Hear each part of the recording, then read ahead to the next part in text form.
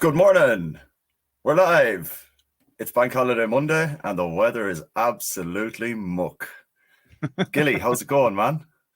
Yeah, I'm not too bad. I'm getting, just as we said in the warm up there, I'm getting smashed apart by hay fever, but it'll be right. I've got a pint of coffee, and I've had an antihistamine, so hopefully that kicks in just as we get into it. So should be all right. Excellent. Hopefully after the intro, you should be okay. We'll go with that.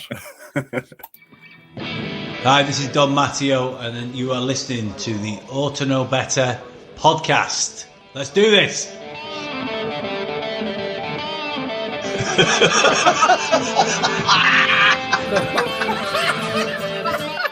You look like fucking Brolin, you're a Leeds eating bastard. Look like some sort of fucking weird floating head. No. He's a utensil player a bit, innit? I mean, I feel a bit right, dickhead. Nothing spectacular, really. Yeah, nothing spectacular, really. Could be said about that first half versus Watford, but we'll get into that in a moment. Gilly, you all set for the game this evening? Yeah, all sorted. I think I've just seen some of is it Johnny? Not Johnny Brown.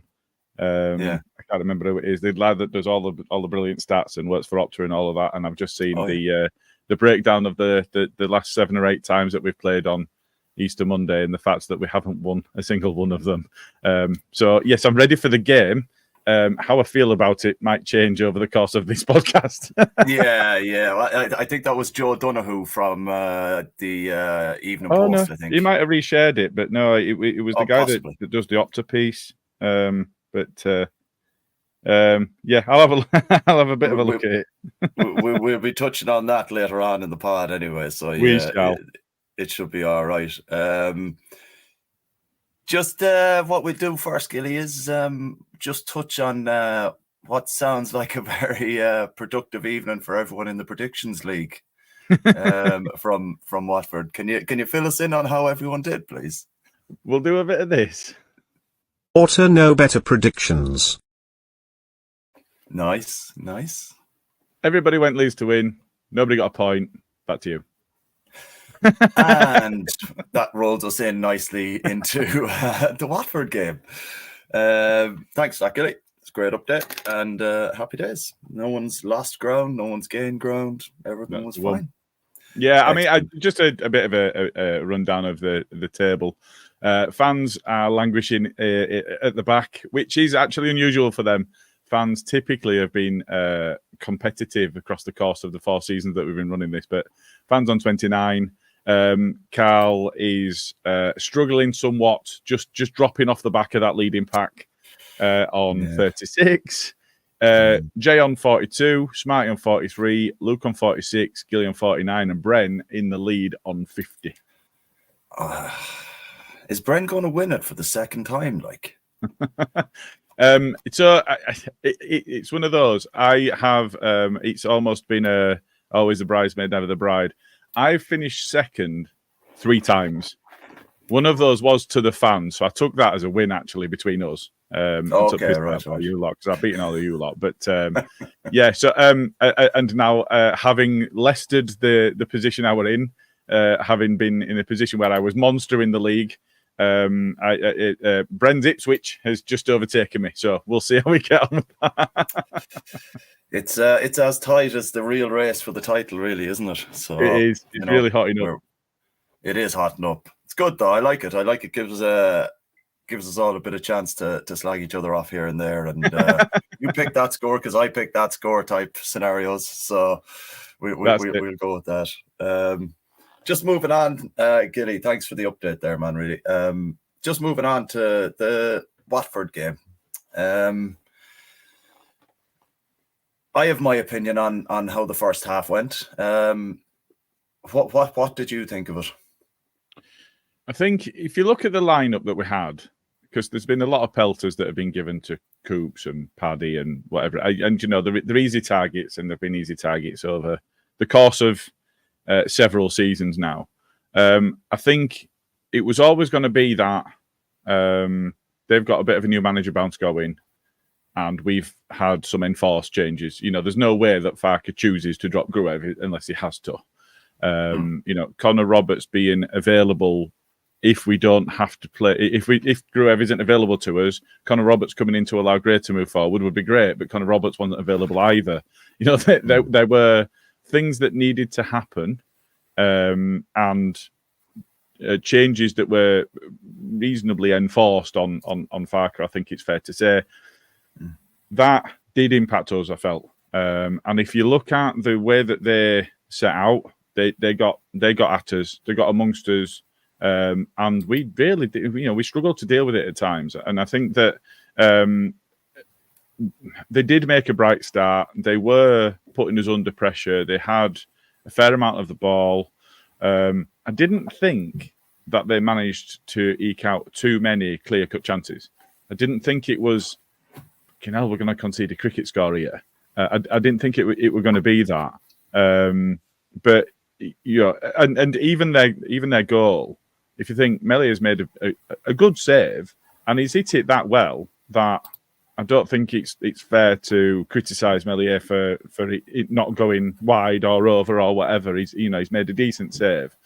But Somerville could have scored before that, and I thought Somerville played really well throughout the game. Not first half, not second half, just throughout. You are right to say the first half. We're pointing out the first half element to it. It didn't feel great when we were watching it. It didn't feel like we were a settled side. There's been lots of comment of attacks win games, but defenses win leagues. That's been pointed out a few times, and I think that's fair to say. We didn't feel as solid as we had been in previous games, but I think that's fairly natural when you're talking about the changes that have been enforced. Yeah, I think so. I think probably the most disappointing person not to be playing there for me was Gruev. We seem to be ticking a lot better in the midfield when he's in there at the moment. Personally, myself, I know Firpo had that bit of a long journey back and all that kind of thing, but if he's fit enough to come on, I thought he should have been starting there at left back today, and Byram at right back for me personally today. Or excuse me, on Friday. Okay. all over the place.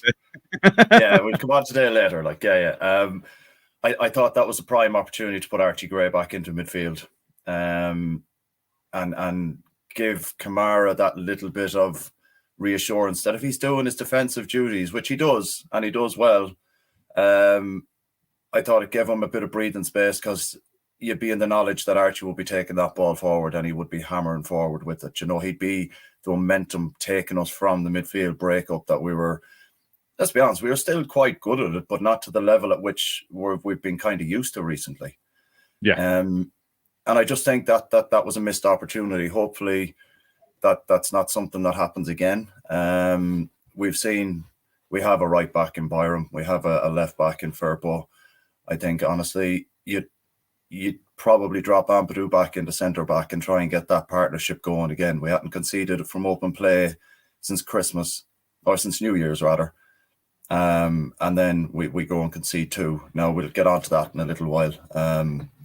What we think the ins and outs are with that. But I think it was just an opportunity missed to try and put our stamp on the game with putting Archie in the middle, because, like I said, he has that drive to get us forward, and we did miss that kind of, like Gruev, he started finding his forward passes as opposed to when he played at Stoke in the game he got, where it was all sideways and backwards, because obviously he wasn't used to the system and he just started playing. But Gruev, for me now, he started being a bit of a catalyst in when we get the ball, he goes forward a lot more now. And I think we lost that in midfield with Ampadu and Kamara, as good as they were up until Strike got injured. I just think Gruev and Kamara now have got that nice partnership going, and I think Archie would have been a similar player to Gruev to have in there to kind of keep that ticking over. Yeah. What do you think about that? Yeah, I see that. So you mentioned a name there. I'm going to be I'm going to be potentially getting some pelters for this one. I thought the worst player on the pitch, especially in the first half, was Ampadu. Now, I'm going to temper that by saying he's my player of the season so far, and I don't hate him. I've had a lot of this about Pascal Struijk. I don't hate Pascal Struijk. And I don't hate Ethan Ampadu. I think he's a brilliant player. I think he's been a perfect foil in midfield when he's played there earlier in the season, and then been an absolutely perfect foil for Rodon, and that partnership's been superb with them both together. But I thought he would really poor in midfield. Passes went astray. It was almost like him and Kamara didn't really know. What's really strange is it felt like it was going to be Ampadu or Gruev, and then it was going to be Kamara or Gray, and that was going to be the dynamic. I just thought it was a bit strange that Ampadu and Kamara didn't really seem to know which one was doing what and whose job was picking up who and what position they were holding. Ampadu had always been the anchor, and Gruev had been the anchor when Ampadu would drop back into defence. But it were almost like Kamara were doing that a bit, and then Ampadu were doing that a bit, and they weren't really sure. It wasn't really working. The passes from defence into midfield weren't particularly good, but when they did go into there, we lost possession reasonably easily. There's one that sticks in the mind where Byram steps into midfield, and early on in the season when he first came into the side, and I'm looking at him sceptically, and I'm thinking, I'm not so sure that Byram's the right answer here, and he's turned that around absolutely. I wouldn't say that. I think he's had a marvellous season compared to what I thought we were going to get from him. But he stepped into midfield with the ball. He lost the ball. We've conceded a goal 30 seconds later without touching it and without really laying a glove on them. So I think it was we lost the midfield battle. I think if you look at Bayo, was it the first goal scorer, the one where Melies made a save, and then to be fair to the lad, he's absolutely smashed in the rebound. But that can go anywhere. That genuinely could absolutely have gone Rosette. It could still be flying now. It's flown into the net. You got to give him credit for that one. But I thought that we kind of harmed ourselves rather than them harming us. They got in our faces, and I think they do need some credit for that. They pressed us well, but I thought that we didn't look after the ball in the way that we have. I thought that we weren't particularly solid. But I am just going to go back to that point of not all of that is down to Liam Cooper, and I'm absolutely not having any of that at all. Yes, Cooper's one of the changes that were made. Ampadu moving forward was one of the changes that were made. I don't think he did much wrong. I think that it's recognised that it's coming to the end of his career. And I think that it's recognised that when you've got fast forwards, he's going to struggle because he doesn't have the pace. But I didn't think he did all that much wrong overall. But there was a bit of a... Pretty much all of the side that first half struggled. Pretty much. I think Rodon and Somerville were the only ones for me that stuck out in that first half, as they were the ones that were driving us. They were the ones that were up for it.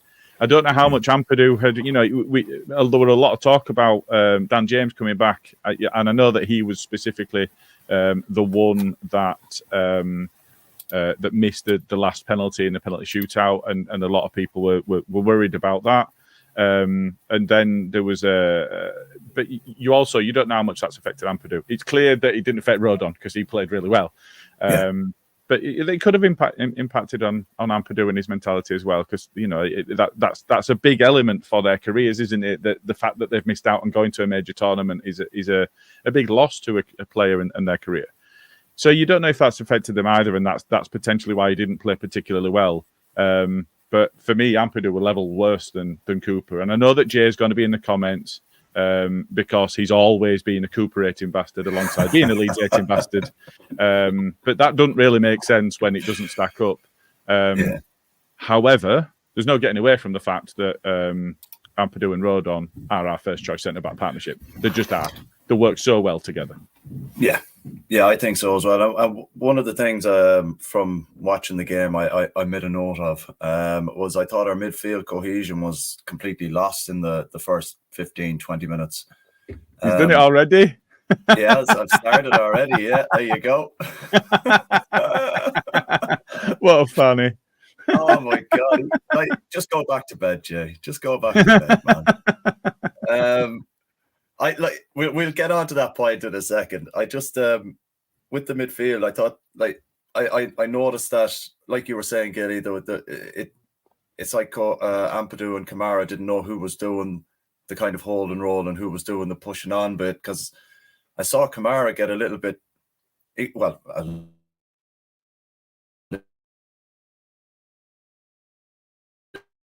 little bit even, because Ampadu was nearly doing the same. So was that me or you? I'm not sure. I didn't get a message saying that I was having issues with the network, but we'll see. All right, okay. Well, we'll see. Yeah. And I felt like Kamara was a little bit lost in there. He found himself out wide a lot, trying to cover space when there was absolutely no need for him to do it. I thought that was the kind of thing that he would have relied on Gruev to do rather than, himself. And then Ampadu was kind of doing the same. So a lot of the space that Watford seemed to be finding was either in the middle and then being able to spread it out wide when we were very much stretched in the midfield. Yeah. And that's why I think if we have someone like Archie in there, then you've got Kamara who knows what he needs to do. He's not going to go out that wide. He knows that Archie or Gruev are going to be pushing on that side or on either side of him to try and keep the forward momentum going as well. But let's not take away from Watford's first goal. It wasn't a foul on Byram, in my opinion.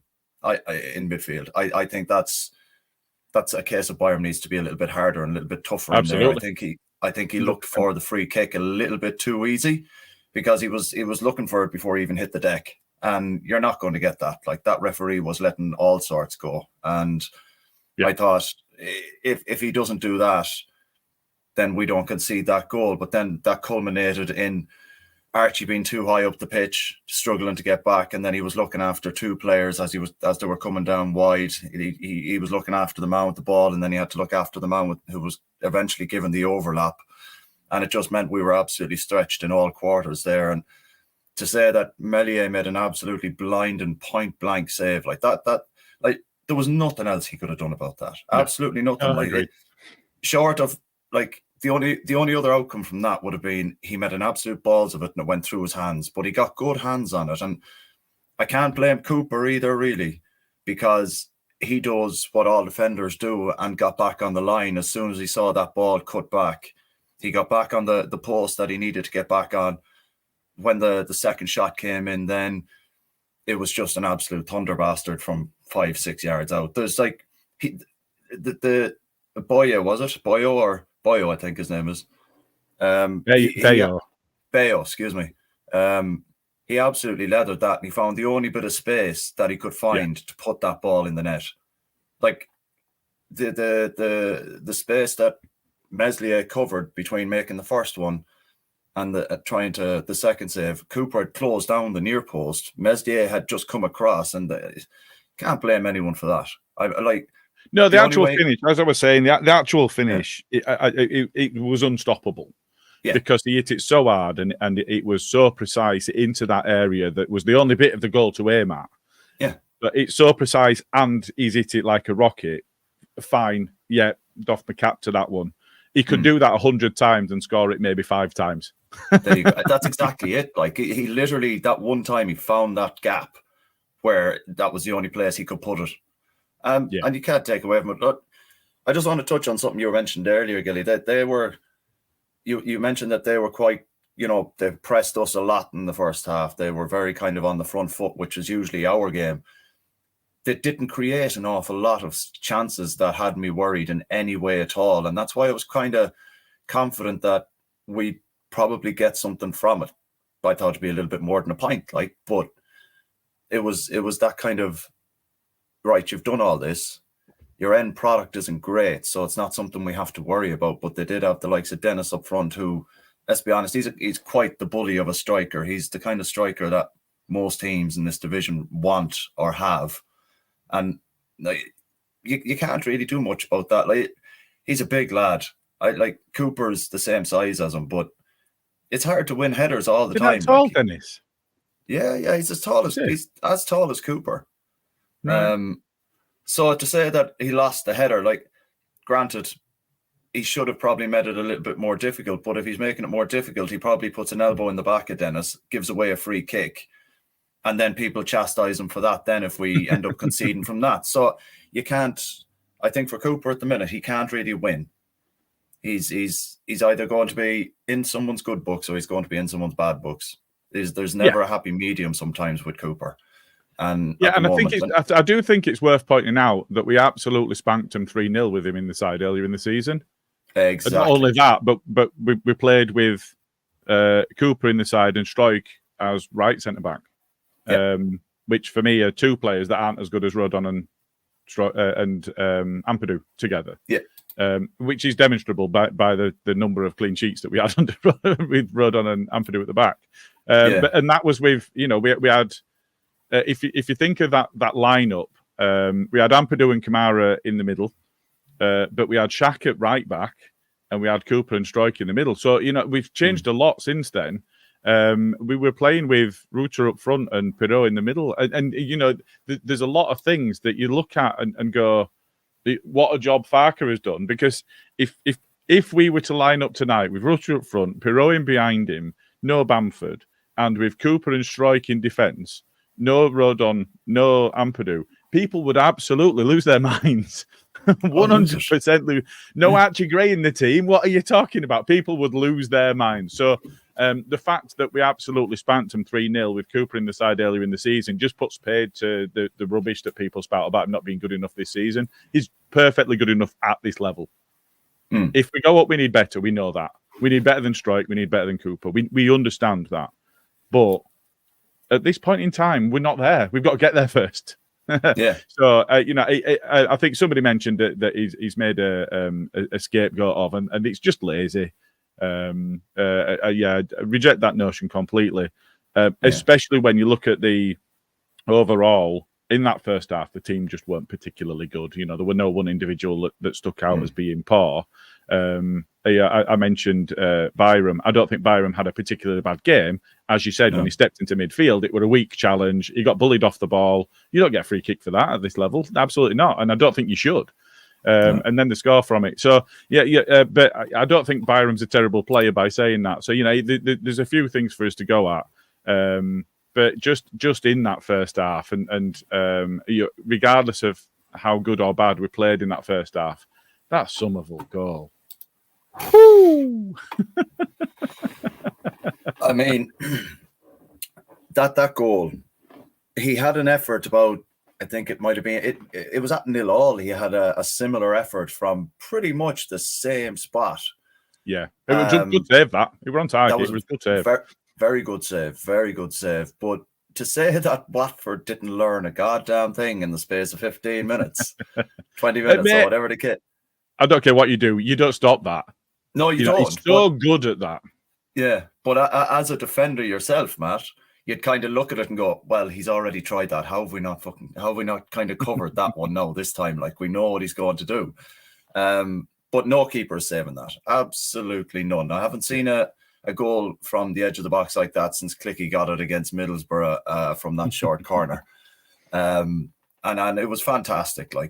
But to say that we weren't even at our best when he did that, I think just shows his individual brilliance and what he can do for the team when he's on fire. And he's clearly really enjoying his football at the moment. And even though the build-up play was particularly slow for that goal, I thought him and Kamara and Byram, again, we're talking about Byram, but it's in a positive light because he was involved in the setting up of the goal. His run took a defender down the line so that Somerville could cut inside, and Kamara had a man dragged out through the pass into Somerville. So there's elements of our play that are really, really good in that game, but it's not consistent enough within that 90 minutes to be able to grind out a 3-point result. I want to touch on something that I found baffling. Why start Rutter? This is a gripe of mine now, because he did absolutely nothing for the 65, 70 odd minutes that he was on, in my opinion. He had one or two good chances where he got down and he cut it, he got down the line and he cut into the box. But that wasn't consistent enough for me. I think it showed that he had surgery and he wasn't 100%. If you're going to play Rutter and risk him after having surgery, you bring him on at 60 minutes. You give him a good half an hour to kind of run at them, make them scared, because he had a half an hour in him. He had a solid half an hour rather than an average 70 minutes. And I wouldn't even put it as average. I would have put that as probably one of his, not his worst games, but certainly not up there with in any way good enough going on what we've seen so far this season. Yeah, I think it's a difficult one because I actually, Rutter's been getting accolades and he's been getting the awards and so on for individual brilliance, where I don't think he's played particular. And this is not disparaging to him because it clearly he's been playing with an injury. That's why he's had to have it sorted. But he's not been playing particularly well, but he's been getting the assists.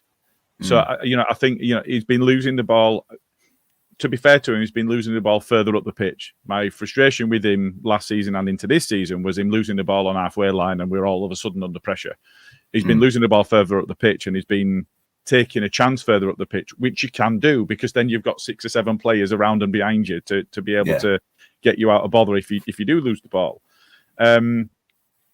He's the one for me that's got that ability to unpick a defence and do something that's just out of the. I recognise how amazing that Somerville goal was, and I'm saying this about Rutter and not Somerville, but they've all got the capability to do what we've seen them do. I think Nonto's been carrying the side somewhat since Dan James first had his injury because he's been scoring goals and he's been getting assists and he's been doing really well when he's come in and he really took his chance. So I think the loss of him impacted us as well. But Somerville stepped up, he scored a goal. I think it's really difficult with Rutter because when he's not playing particularly well, he's still got that, at this level, he's still got that thing where he can just bully somebody and all of a sudden we're through and goal. It can be anything, just a couple of quick touches and he's played it into Paddy. Paddy's played it off and Nonto runs through and scores. He's got that ability in his locker. I think my concern with it is that clearly shows a lack of faith in Pirot because Pirot came on for him in that position. I think we've spoken about how passive Pirot's been in previous games and things like that, but I think there's an extra level of danger with playing Rutter if he's not 100%, in that all of our forwards constantly get smashed to bits. As soon as they get the ball, our opposition are on them, they're fouling them constantly.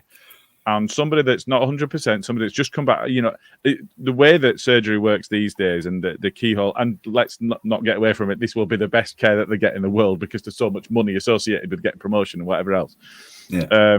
But putting somebody straight back in like that, it feels too big a risk to me. And we did it anyway, which just says to me he doesn't trust the other players that could have come in. You say it was too big a risk. Would you put it down to desperation to have Rutter in the team, knowing the significance of the game, going off the results prior to that? Because we're kind of under, I don't know if anyone's listened to the My Mate's a Podcast or My Mate's a Footballer with Bamford podcast. If you don't, it's quite good. But Fark doesn't necessarily tell them the team until maybe 2 hours before the game sometimes. He mentioned on one of the shows. Do you think putting Rutter in there was a bit desperate, considering Bamford said something along those lines about the naming of the team and stuff like that? It's difficult in it. I'm not sure because even if Farker doesn't name his team until just before it, I expect that he knows what it is the day before. I don't think he's making a decision that late unless he's forced to. But that's part of the problem, isn't it? Firpo coming back late. He's not trained with the squad all week. So there would have been question marks around him. The question marks around the Welsh lads coming back and their mentality. He's played them all, so surely that means that he's seen enough in them coming back that okay, I can rely on these guys. Rutter's got us so many points this season from that bit of an extra thing that he adds that even at not 100%, he's still got that capability. We didn't see that, and hindsight's 2020, and it's easy to look back and go, well, we shouldn't have done, we shouldn't have played Cooper, we shouldn't have played Rutter, we shouldn't have done this, we shouldn't have done that. That's dead easy after the fact. You hungry? Did you hear that? Oh, Jesus, not again. But no, it's easy for us to look back and say we shouldn't have done this, we shouldn't have done that. But you look at the team that we spanked them with earlier in the season, and as I say, people would lose their minds if we started with that lineup on Friday. So I think probably on balance of play, they had a lot of the first half, we had a lot of the second half, and I'm sure we'll come on to that now. But on balance of play, I think a draw was probably fair. But we still had chances to go and win that, and I think that was always going to come. You know that I think you saw a significant drop off in their fitness in the second half, and I think that's going to come. You know, we've not really touched on Cleverly, and all right, he's a little scummer, but he's clearly had an impact on them, and the way that they're playing and the way that they're getting about teams, because they were so passive in previous games before he came in, and it might be just a new manager bounce where they're trying to prove themselves to their new gaffer. But I thought. They played well, and then there was a significant drop off, and that's probably fitness related. And Farke's got us to a point now where we'll just play for the entire game. You know, Ipswich are the same. You know, you can see the level of coaching that they're getting is markedly different to what we've seen previously. Let's say, and you know, we witnessed last season a drop off at 60 minutes where our players just could not keep up because Marsh had not coached them. I was going to say coached it out of them, but not coached them at all. And I think that you could see that in Watford as well. You know, they were gassed, and we took major advantage of that. Ultimately, you know, I think, as I say, the outcome of it being a draw is probably fair, but we had chances to go and win it. Yeah, we definitely had. I think more of them came in the second half when, like you said, Watford started dropping off a bit, and we started taking the chance to go on the front foot, which I don't think we did very well in the first half. We tried it. There was elements of, pardon me, there was elements of the style of play that we liked doing, but there was no, like I mentioned earlier, the cohesion between midfield, the midfield too, just wasn't there. And that very much affects us, because when we do play, we're not spraying mad balls out the left and the right from the centre-back roles. We're starting to play it into midfield to try and work it out the wings that way to hold on to possession. And when that didn't work on Friday night, it looked like we'd lost a lot of emphasis going forward, because the ball would get to, say, Kamara or Ampadu. And because Watford were pressing us quite well, we didn't get the ball forward quick enough. Yeah. Whereas we've seen Gruev, when he gets on the ball, even if he's facing our own goal in midfield, he turns. He's got that little turn about him now as well. He's got that confidence in his ability to be able to turn out of situations and start the ball moving forward in a quicker manner. I thought it's not a slight on Ampadu. I think Ampadu has now, for this season, I think resigned himself to the fact that he's a better centre-back after Christmas with Rodon than he is in midfield. And to try and go from a centre-back pairing of 13 games without conceding from open play alongside the same guy the whole time. Like, we saw the partnership be built with Kamara, and that was savage. We were like, nah, can't break that up. We were forced to break it up because Stroik got injured, and now he's back in there with Rodon. You could see that partnership grew real quick, but he did the same with Kamara. But for him to kind of switch, I know he's a professional footballer, he should be able to do it, but to switch from centre-back into midfield within, like, it can be difficult. You know, you're trying to build that trust and understanding again. I just think his passing on Friday left a lot to be desired. And again, like I said, I don't mean to continue on with that, but it did have a negative effect on our play moving forward. I think that's fair. But I think the other element is Ampadu had played in midfield for Wales in those previous two games. Different system, though. It is a different system. You know, they play three at the back, and they've got the wing backs. I think Dan James started alongside him in midfield, actually, which is indicative of the way that they were trying to play the game.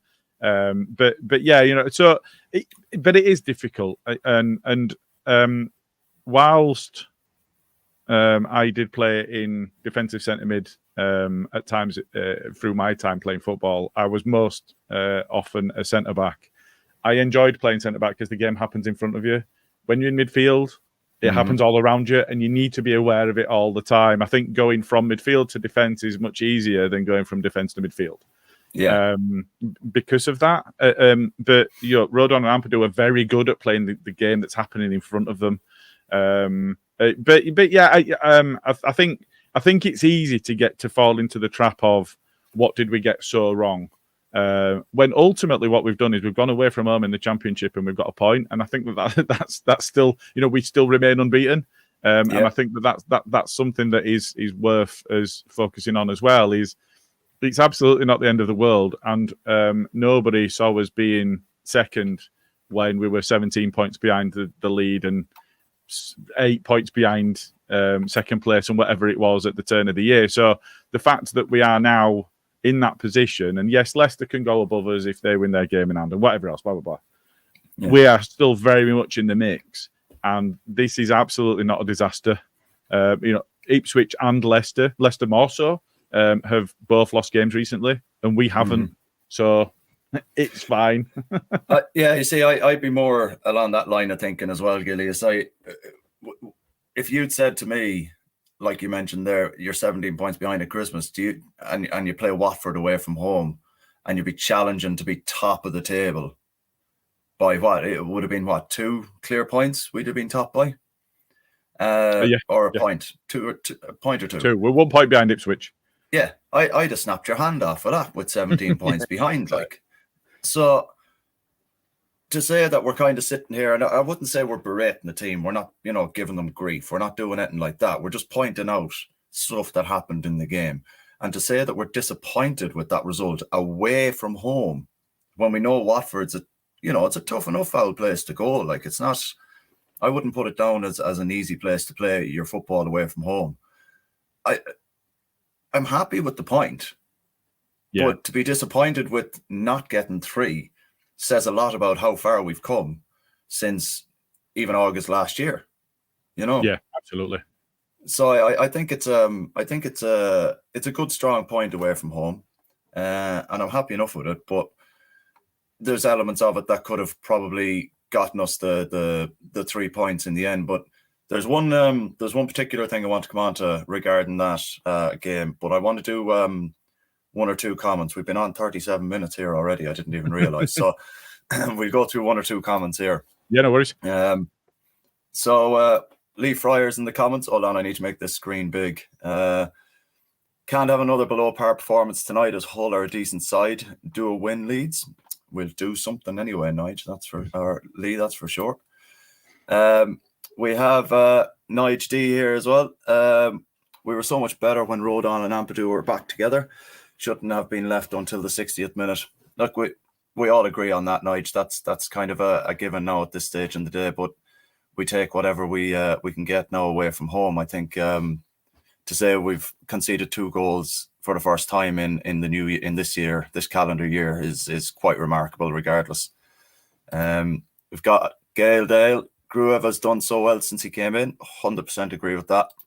Our mate in Australia, he's up early again. I just wonder, does poor old Matt have insomnia or what's the crack with him? Because it'll be the middle of the day over there now. Yeah, sorry. Yeah.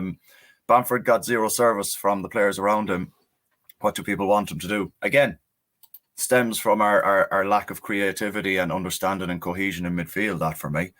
You could see and there was another comment made about Pirot's goals and saying that he's scored more than Bamford, even though he's not been playing. That is a fair comment because he has scored more than Bamford to this point, and he's not been playing recently, but he's still played more games than Bamford. And if you look at minutes to goals ratio, I think Bamford is top, based on Somerville not having scored for a while. So I think that from a perspective of being a goal threat, it's great to have somebody like Pirot that is a genuine goal threat.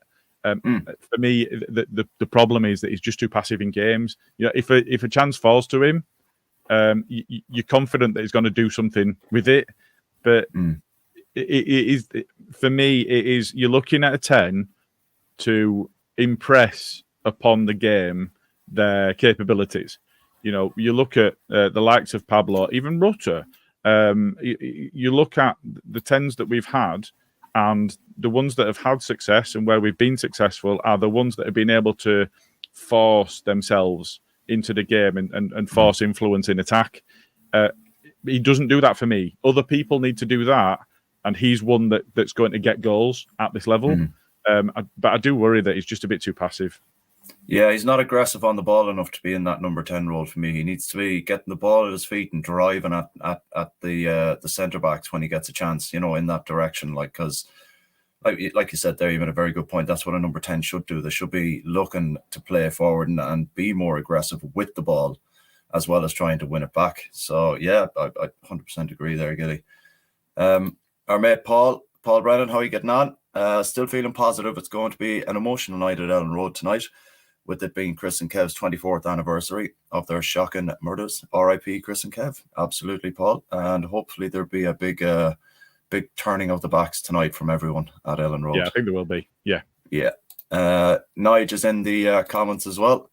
How you doing, Nige? Best tribute to Chris and Kev is to win for them. Yep, 100% agree. We have the angry man in the comments here as well. Okay, BJ, how you doing, Jay? It's not his fault. He's not good enough, but it's time to say goodbye. The image of him being turned and finding himself instantly 3 yards behind is something I'd happily lay to rest. This is in relation to Cooper, because he's a Cooperating bastard. Granted, look, I get Jay's point. He lost the header, didn't make up the ground quick enough afterwards. The frustration there actually is that he got back in, and then him and Rodon were fronting up the ball, and then they still scores. I was literally just about to get to that, where he cut inside on his left. If there's two centre backs there, one pushes him to his right and the other covers the left. You know what I mean? And it just didn't happen. But look, at the end of the day, we all know Coops has been a great servant for the club. If this is, his last season, I don't want people giving him grief. He's the only captain we've had to lift a league trophy since Gordon Strachan. Now, I know it was the championship up to the Premier League and it wasn't the top division, but I've only seen that twice in my lifetime. Yeah, so, and 17 gaffers says something about a level of and the fact that he is captain is by virtue of the squad picking him as captain. That's exactly it. That says everything for me. So I get Jay's point. It's hard to watch, but he'll always try and put in a shift for us, and I think that's all we can ask from him at the moment, given the injuries that we have. Yeah. Excuse me. So we've Skip here in the comments as well. How you, Skip? If you had a penalty to save your life, what player would you want to take it? I've got a few answers here because it depends on the scope of this. So if this is recent Leeds players, I'm going Click. Mm-hmm. If this is the current squad, it's really difficult. Do you know what? Right, so I'm going to lay out cards on the table. Yeah. The player that plays most closely to the way that I played football is Rodon, and I never missed a pen. I just smashed it as hard as I could. And if he goes up and he does that, fine. Any player ever? Zidane? Jesus, yeah, that's a good shout, Very good shout. Yeah, of any current player, his name's just escaped me. Played up front for England, plays for Brentford. It's Brentford. What's his name? It's Brentford. Oh, yeah, plays for him, but it has no respect for him at all. Yeah, Tony. He just don't miss penalties. He's great at them. Old school player for me. Yeah. Old school player for me would have to be Totti. Absolutely took leather off every ball that he put a penalty in with, loved it. Absolutely loved it. But I'm going to be a little bit, because we've been talking about how soft he is and non-aggressive with the ball in the 10 role. I like how Pirro takes a penalty. Yeah, I like it. I like it's no nonsense. Picks a spot, puts enough power behind it. Tony in the comments though. Yeah, there is some love for Tony. What was he? He was I've just remembered one. What? Fat Lettuce. Oh, Latisse, man. I think it was something mad, like 47 out of 49, something like that he scored. There were penalties. Nige D is usually good at those kind of old school stats. Maybe he can fire it in the comments there and let us know. But just an amazing. He had a brilliant record, and Shearer had a good record as well. In fact, Nige D just as I said it, Nige D just said. Yeah, there you go. On a totally different note, Alisson is stalking Berardi. He's in Leeds City Centre. Alisson, she can't spell his name though. It's all right. Don't worry about it. She's clearly had a few shandies at this hour of the morning because it's match day. You know what I mean? So if you see him again, Alisson, get him to shout out the pod if you can. All right. Yeah, that's the one. No, to be fair to him, I missed it because he only said Tiss, but Herbert said Tiss. Yeah. So yeah, that's a good shout. That now, to be fair. Just a couple more, and then we'll carry on to finish off Watford and go on to Hull. Tom Walton, I think we would see the best of Pirot in a 2 up front. Now, this is one that I starred earlier on, Gilly, and I want to run this by you. Who drops out if we play 2 up front? I think the major issue with playing 2 up front is the way the sides set out. You know, if you whether you play 3 at the back or you play a flat back 4, you typically have the 5 in midfield with your wingers effectively playing as left and right midfielders, but getting forward. And they're not necessarily won in midfield, but they can be lost in midfield. And I think that playing 2 up front, you know, you don't have the 2 banks of 4 and then 2 up front that used to have big man, little man. You know, if you remember when Ipswich went into the Premier League and Marcus Stewart were playing, and you remember when Sunderland were good and they had Kevin Phillips and you know Niall Quinn was brilliant at it. Everton as well with Duncan Ferguson, you know, being that target man with a little man. Franny Jeffers benefited from Duncan Ferguson so much. So having that dynamic when you were in a position where a lot of sides played, let's say a 4 and an 8, you know, you were looking at that kind of setup. You didn't lose very much in midfield by only playing 2 because that's what you expected your opponent to do. Yeah. And now you've got 2, not always a double pivot. Sometimes it is 1 sitting and then 2 forward, and it depends on the makeup of the team and the defence and attack that you're playing against and whatever else. You know, you look at Man City and they don't play 2 holding midfielders because they've got a monster in Rodri that does that on his own. So it kind of, but you lose so much by trying to put 2 up front that for me that would be something that if it wasn't going well would go wrong really quickly. But I do agree with the point. I think it's a shame that he's kind of in the wrong era because I think he would be really good in the front 2. He wouldn't be that little quick player that I mentioned in your Franny Jeffers, your Marcus Stewart, your Kevin Phillips. He wouldn't be that. He would be somebody that scored a hatful of goals alongside somebody like Sheringham or Bergkamp or Quinn or Ferguson. That sort of player. He'd get a lot of goals. Just purely from being that player that was in the right place at the right time, because he clearly has that, and he's very, very calm and very measured. You know, he doesn't smash the ball. You know, somebody mentioned about how calm he is when he's taking penalties. When he was on the Leeds United podcast, he was talking about he'd been coached and trained from a very, very early age to pass the ball into the net, and you can see it. You know, he does do that. So I think he would get a lot of goals. It's almost like he's in the wrong era because I don't think we can afford to play 2 up front. Yeah, that's it, isn't it?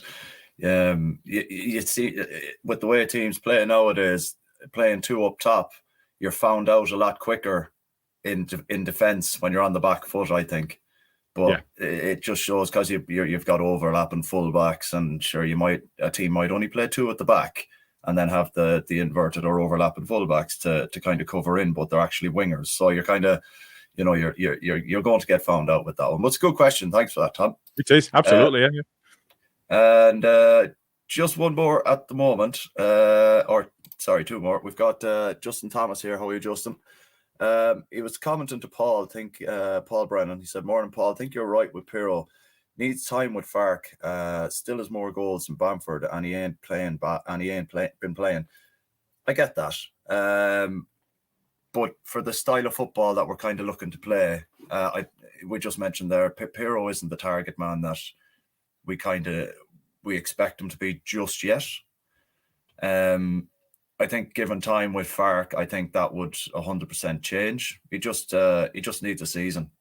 Can't, like, granted we paid 10 odd million for him, but he's still got 11 goals this season. It's still a good return for a player who's never played for a club the size of ours, firstly. And to say that he's been playing kind of out of position in the 10 role, where he's not been the main man. We saw Swansea was his main man. 42 goals in 2 seasons says I'm the main man to me. So it's just some adjusting. I think he will come good.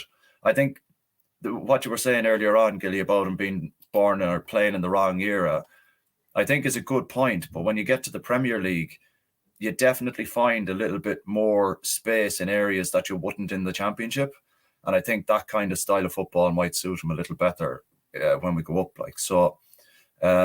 I think give him time with Fark, and I think he'll come good. Yeah, and it is a fair point to mention his age at this point as well, because he's played at 9, and then we're asking him to play a different position, and he's 5 years behind Pat Bamford. And if you look where Bamford was 5 years ago, before he scored, was it 16 to get us promoted and 17 in the Premier League, or the other way around? He had 2 seasons where actually, not only was he bullying defenders in the Championship and in the Premier League, but he was scoring loads of goals. And that's happened in the period that Piro's got coming up now.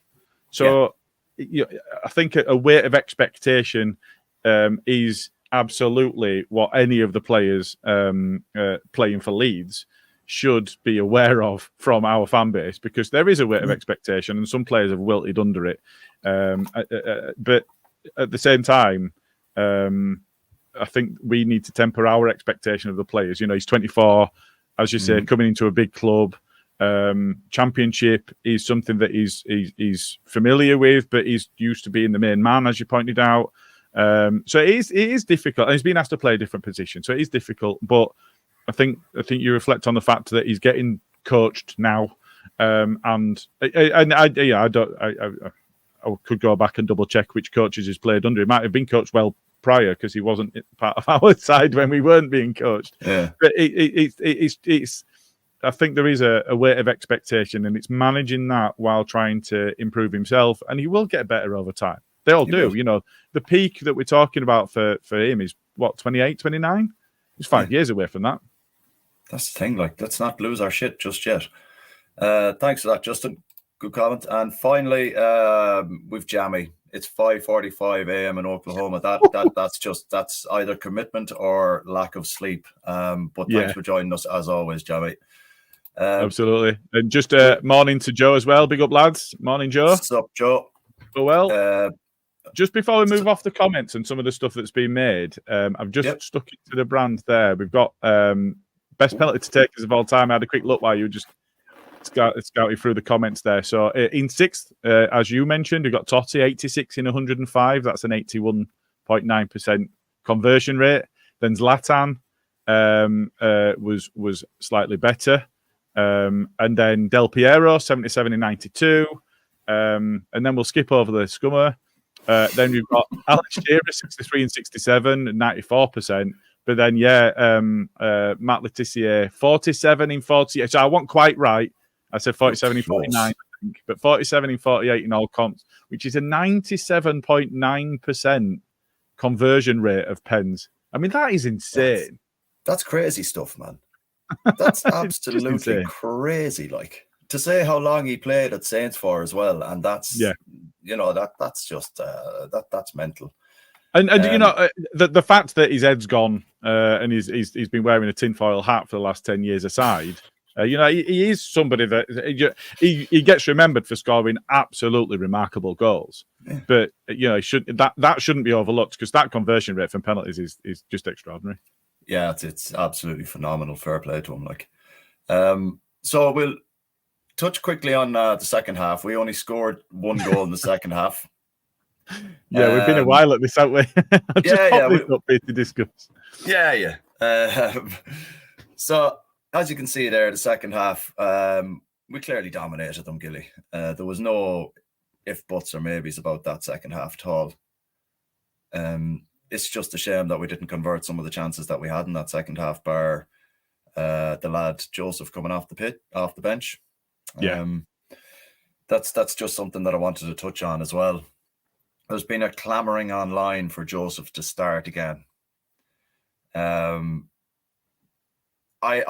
firmly in the camp that he needs to bide his time. I'm firmly in the camp that you continue to start Bamford.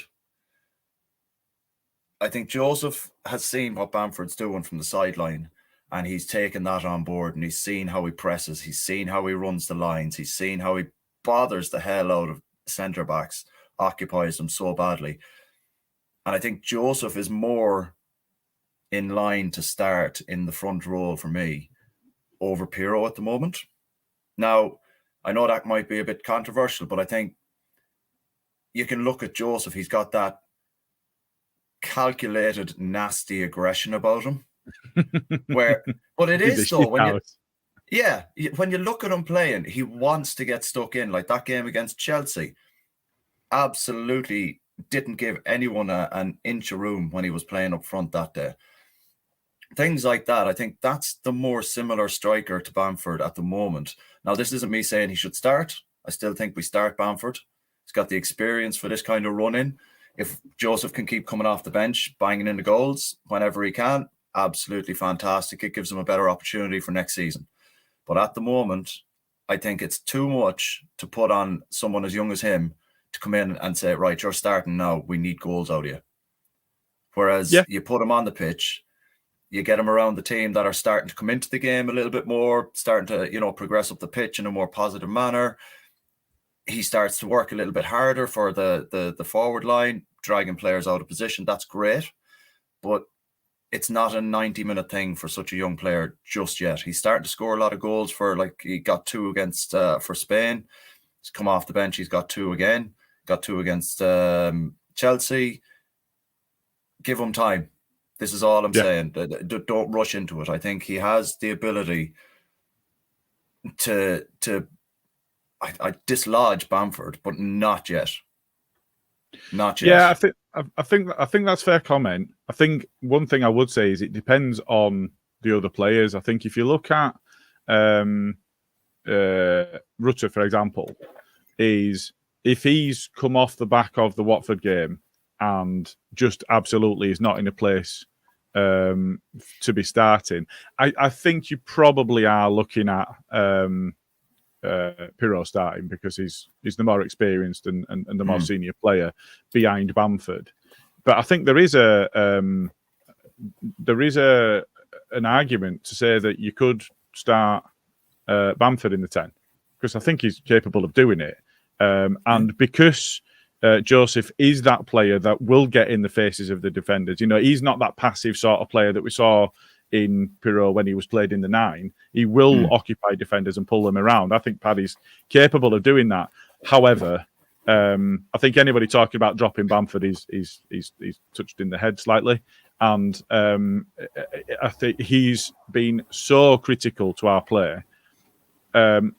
Watford, he didn't have the best game, but that's because he wasn't involved. We didn't get the ball to him. What's the player going to do if he either drops out of the position, which means that actually he's not doing what we're looking from him at all to get the ball, or there's lots of permutations. But for me, he's so important to the way that we play, especially at home, where we do dominate, and we are going to dominate. I think that we need to remember that Paddy's deceptively quick. And he's absolutely unafraid. He will go into anything. And he's a shithouse. And I think that you are right to say that Joseph almost looks like just a younger version of him because he is a shithouse. And he will go and occupy defenders. And he's not worried about it. And he will get in their face. And he's scoring goals. So I think Joseph has a big future. I think that it is future and not the now. I'm happy for him to get some more minutes. And I think balancing out the amount of minutes that the squad are getting is the right thing to do because we've seen how much impact we've had with Gruev dropping out and not being available and whatever, Nonto and James and being unavailable at times. We've seen the impact. I think if you look at the way that Hull line up, They'll have Carvalho and they'll have Philogene that'll be getting at our defence, but they'll leave gaps at the back. And they've got a young player there that is highly rated, highly thought of, and probably will be in the Premier League next season, regardless of what happens this season, because he'll get picked up.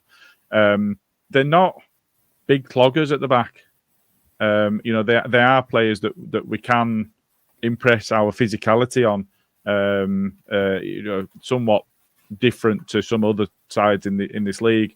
So I think for me, a lot of it hinges on Rutter's availability, and there are permutations around that. But I suspect it'll be Paddy up front, and it'll be Pirot behind him, and Joseph will come on.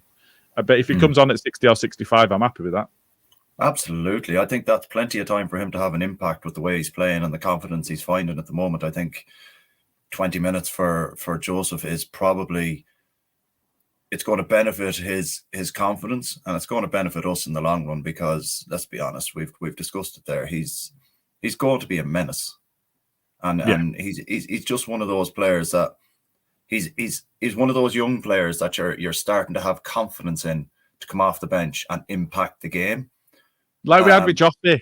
And I know that, he's somewhat gone off the boil, but we were so excited when Joffrey was coming off the bench because he was doing things in the games. He was having an impact and he was impressing himself on the games. Not quite sure what's gone wrong there, and I hope that he gets to recover that at some point. But you're right to call it out that Joseph is doing that for us. He's getting the goals. He's somebody else in the comments? Morning, Luke. We're not far off a full set now. No, I know, yeah. We've got Gimli there as well. Yeah. Okay. Just we'll finish up on Watford and just take a quick look at Hull and see what the crack is there. So the conclusion we've come to, I think by the end of that, was just that wasn't great in midfield. It impacted a lot going forward. The cohesion between Ampadu and Rodon is very, very clear to see and needs to be kept. That's no slight on Cooper for anyone that's going to absolutely tear me a new one in the comments. But we all see with our own eyes what the crack is there. And Joseph coming on and being an effective player today, I don't want to see Rutter start. I don't want to see him start tonight. I want to see him come on after 60, 65 minutes. That's when I want to see him come on. When you know that we've got that element of, right, we can see these guys, they're on the back foot now. We're going to start pressing them higher up the pitch, get Rutter on. That's when you do it. And I think the only thing with that, I was going to make this point earlier and completely forgot about it.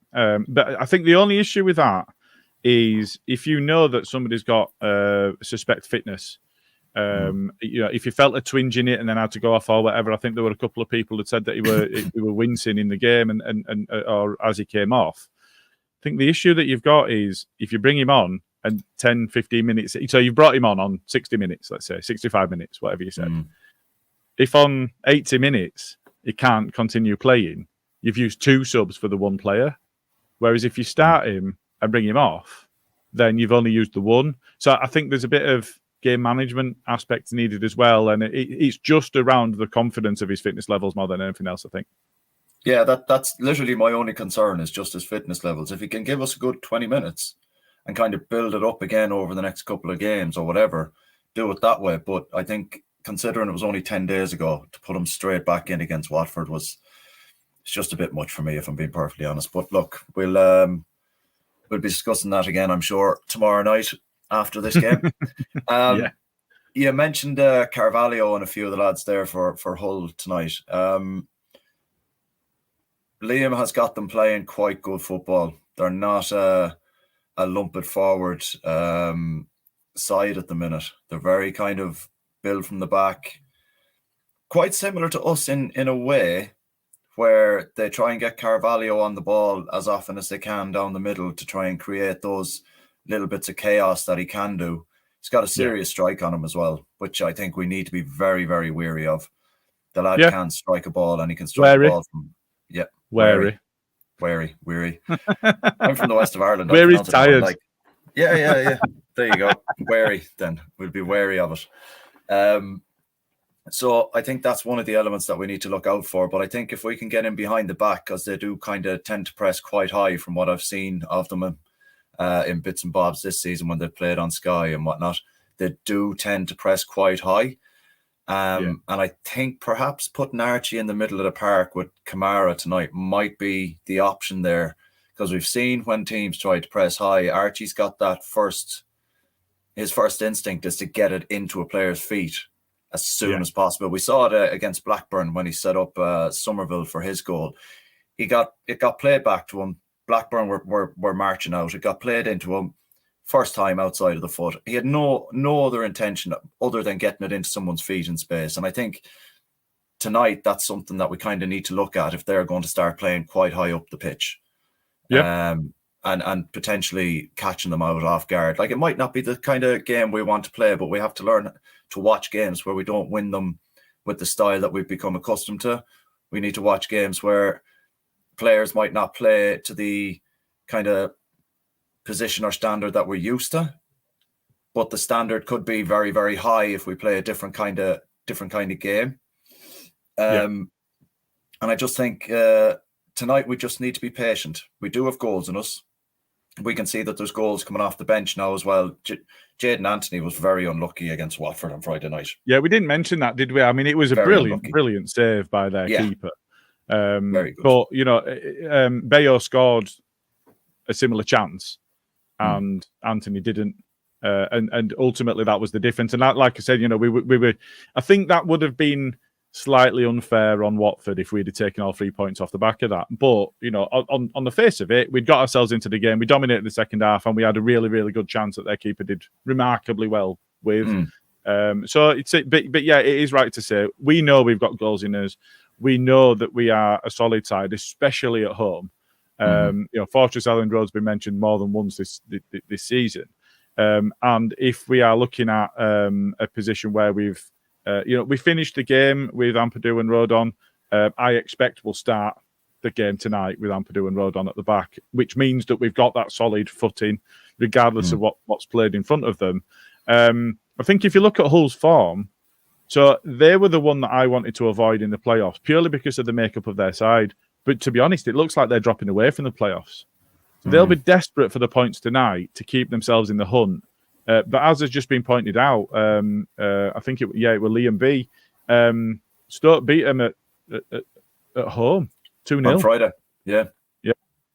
Before that, all right, it's Leicester, and although Leicester are off the boil at the moment, they drew 2-2 with Leicester, they drew 1-1 with Birmingham, and they drew 0-0 with Preston. They haven't won a game in 5. They've drawn 4 and lost the last one.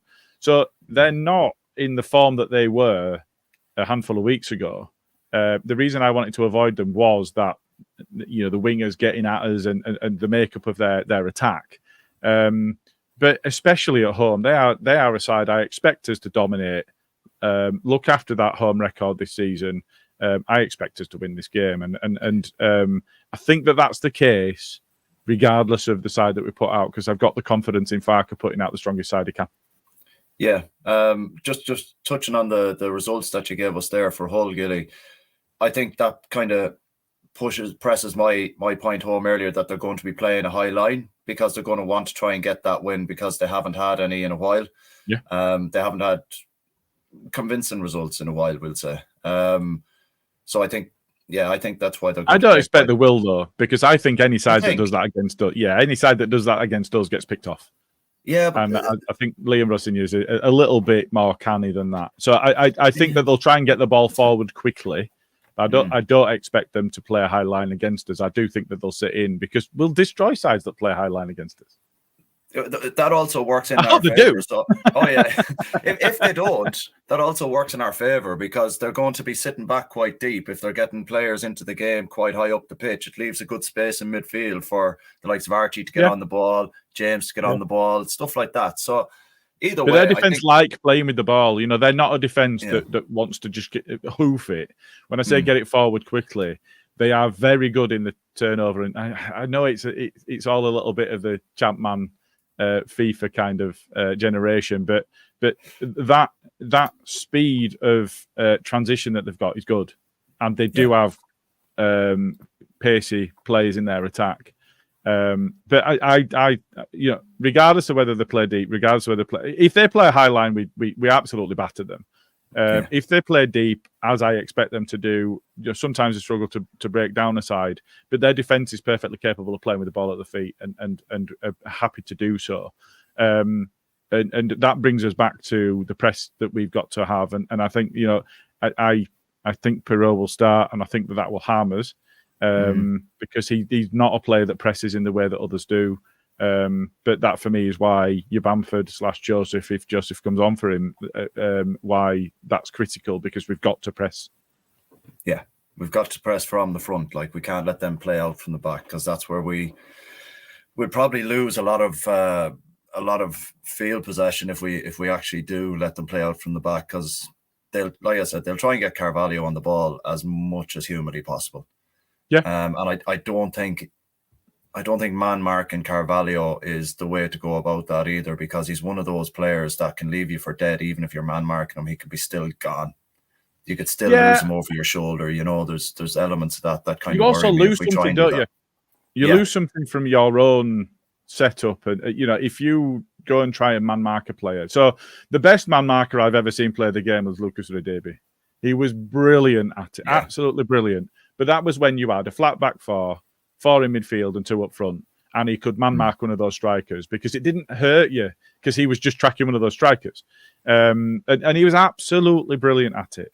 But he read the game so well, and he could impress without being the biggest player. He could impress his physicality on somebody because he was so well balanced, and he was just brilliant at what he did. I love watching him play football.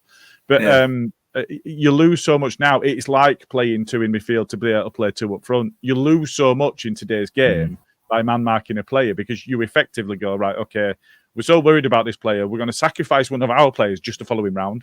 And I think that would be a mistake for me. And I think with the capabilities Carvalho has, let's be honest, he's a Premier League style player. Like, he's got that ability to be able to not care if someone's man marking him. Yeah. And I think especially with a creative player that plays high up the pitch as well, you're leaving yourself very vulnerable at the back, because if he drops deep, then you're leaving everything open at the back and behind you. And there's so many permutations that can absolutely shaft you if you carry on doing that with a player like him. So I think, forget about that. But I just want to touch on something here, Gilly, man. Is that Dan or Don? Don. Ah, right. Don James is there. He's basically saying Carvalho worries him as well. It's one of them. I bet people can't even think of any other players within that whole side that might worry us. Yeah, maybe 1, 2, perhaps, but the fact there was that a we point don't made know that, I mean, you might not. No, Philogene had a good season. He does look dangerous. I think somebody pointed out as well that the lap is a bit of a miss for them, and I think that's fair. So I think when you look at their attack, it's they have been playing pretty well. I think that their issue has been consistency more than anything else. Yeah. That's fair enough.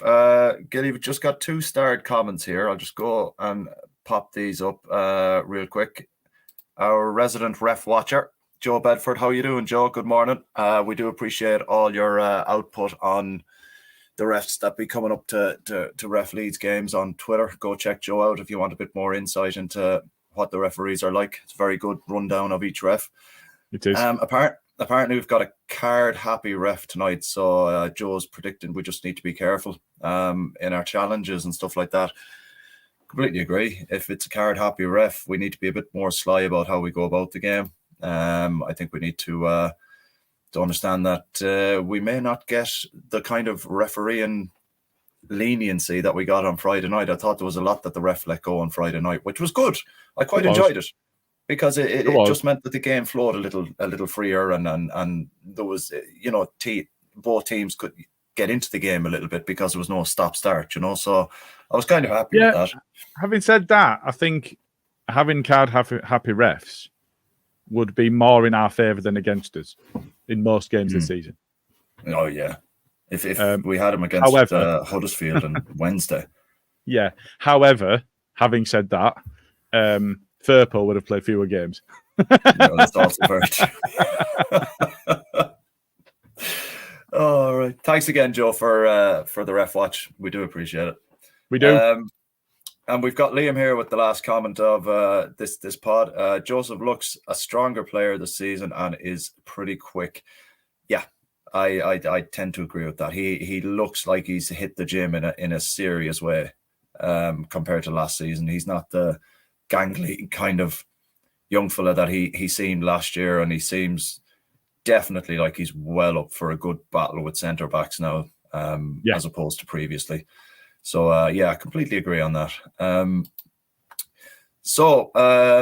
Gilly, do you want to take the predictions, or will I? I've got a pen and paper with me, as always. No, we're fine. We're fine. Ready to go.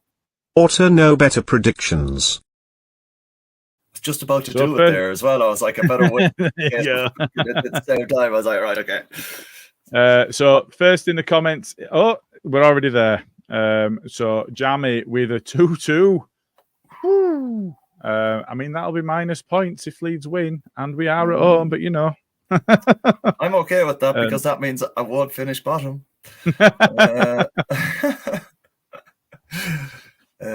So we don't have a Bren. And Bren has been Bren is top of the league. We don't have a Bren in the comments, but we do have a Jay and we do have a Luke. So if they want to slap their comments in with the predictions, I'm going 2-1.